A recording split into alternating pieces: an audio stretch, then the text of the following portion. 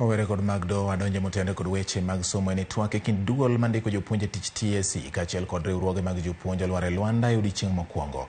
Ma bang' riwruok mar jopuonj Kupet dagi rwako paro mar TSC mar medo sach jopuonj kod 2.4% ne jopuonj manie ngas mamalo kaachiel kod 9.5% ne jopuonj manie ngas mapiny. Jafwambo marwa Judith Omondi lero nowachni. Ne en twak mane ochakore kar saa 3 okinyi kod ng'ure kind jokanyo mag riwruoge mag jopuonj. Duol mandiko jopuonji e pacho kae TSC ne obago romo mondo migi twagi e wi winjruok mar jopuonj mar higa 2021 kod higa 2025 ahinya te wi medo jopuonj osara. Kopogore kod winjruok mar riwruoge mag NAT kod Kupet koni ne obede kindgi kod jatend piny, duol ma ochung' ne osara mar jotij piny owacho SRC ne ochwalo paro mar medo jopuonj osara e kind 7 nyaka 10. TSC oyie chiwo 2.4% ne jopuonj manie ngas mamalo kaachiel kod 9.5% ne jopuonj manie ngas mapiny.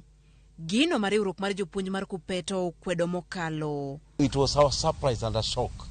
The SRC said they teach us and other public servants to get between 7 and 10%. That we were expecting not less than that.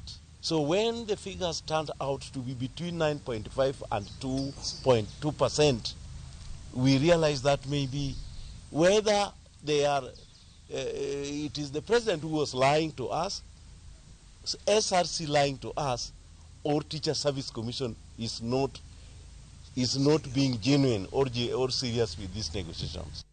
Riwruok mar jopuonj primary NAT kata kamano koni girwako paro mar TSC mak mana ni pok giketo sei margi nyaka chop gibedi achiel e wi winjruok margi ma higa 2021 kod higa 2025. 2.4% to 9.5% is welcome by Kenya National Union of Teachers. And we have reasons.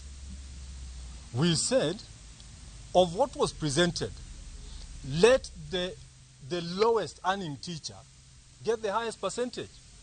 And the highest earning teacher get the lowest percentage.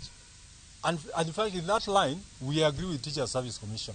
Several things that we have agreed, and we have also agreed to work towards maybe what we have been given by our employer, that is the Teacher Service Commission.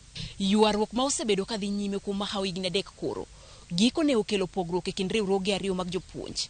Ka penjo modong' maduong' to koro en ni bende duol mandiko jopuonj e pacho kae TSC biro yie chopo kare dwaro mar riwruok mar jopuonj mar Kupet madwaro mondo mi osach jopuonj omedi e kind 7 nyaka 10. Judith Omondi, Ramogi TV.